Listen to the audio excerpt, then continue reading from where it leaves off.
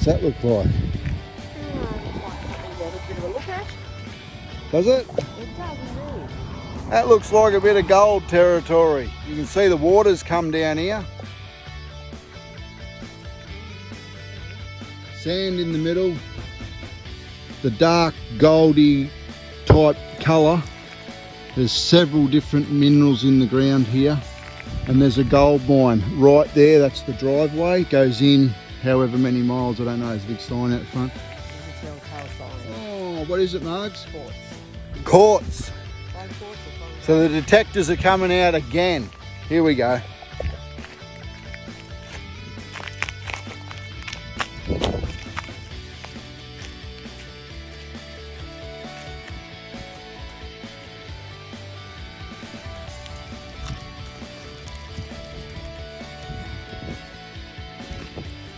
You only need one of them to be a gold nugget and you are set. So you can see the quartz there, and you can also see a slight hint of bluestone in that. And you know, the way the pressure works underneath, I can almost guarantee you there's gold here. There's a gold mine over the road, so you know, Mother Earth doesn't crack and break like this for no reason.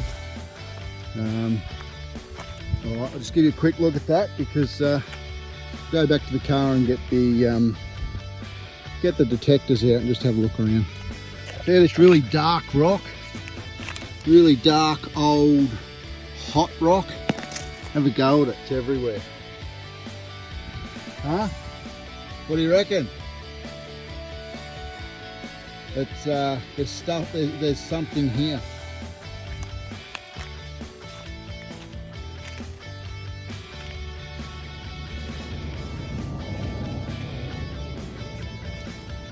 I'll know more as soon as I get the detectors out and dig a bit of this sand up to see what's under the sand. If it's the same as that, there's a fairly good chance the sand has come from up further and the sand's just made its way down here.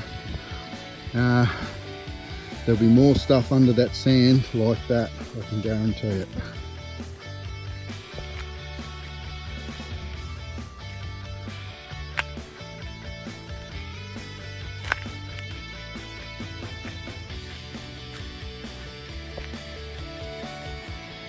So I've just pulled up again on the side of the road and found a more mature yellow flowering gum tree.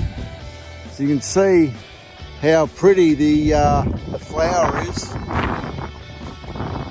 If you can see that, the camera's picking it up properly. You can see the nuts there on the left that haven't opened up yet, and the shape of the pods here.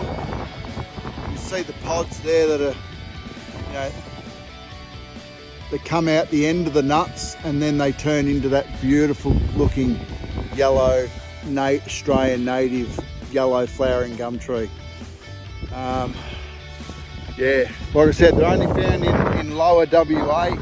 They're gorgeous. I'll show you more of that information as we travel around, but Margs is having a detect.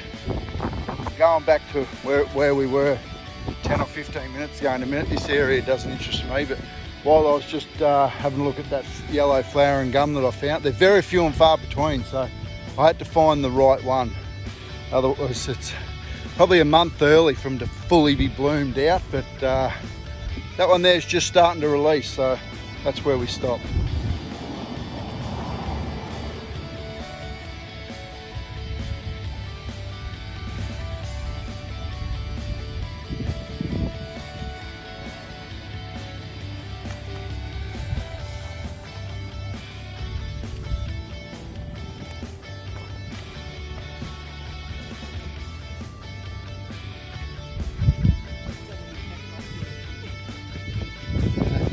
Mark's just said she's got a lot of pet rocks.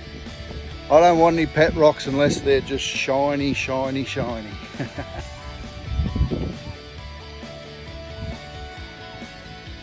Yeah, well that sound is what you want. That's when you're detecting, the sound that you get with aluminium the tune with aluminium and gold are so close, they are barely. You've got to have a highly tuned in specialist type hearing to be able to know the difference. But you got to dig it up anyway to see what it is.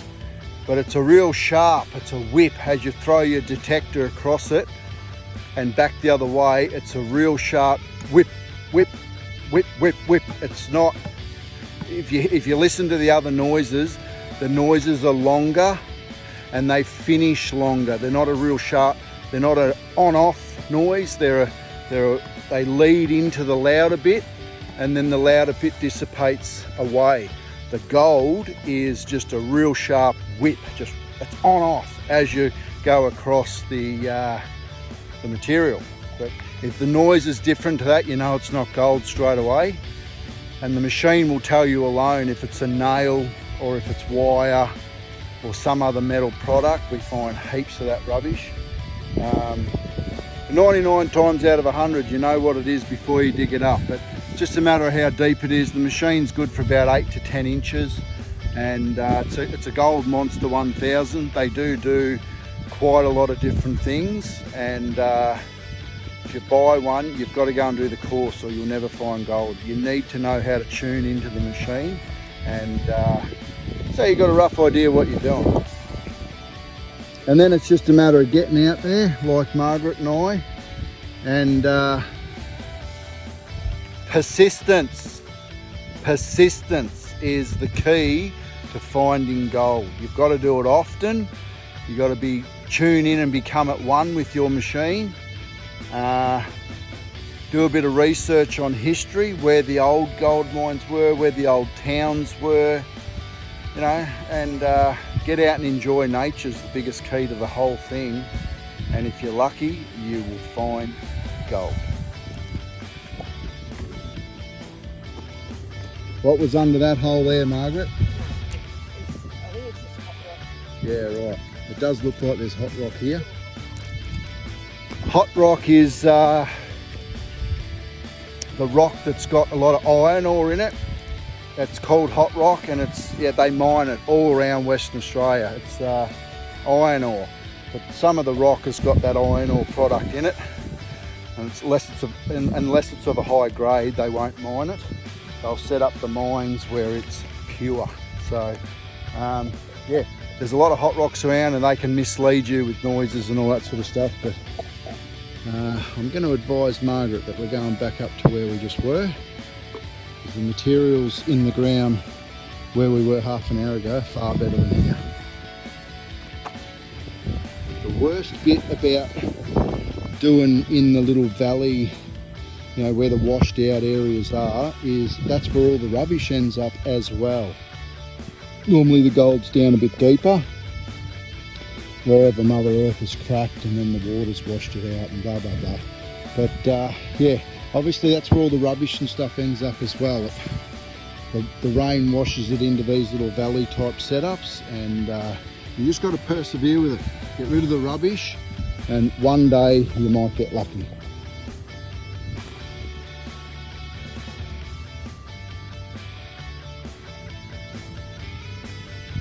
To really appreciate some of that nature with the flower and gum trees, you've got to get up close, even to the finest point of looking at it with a magnifying glass.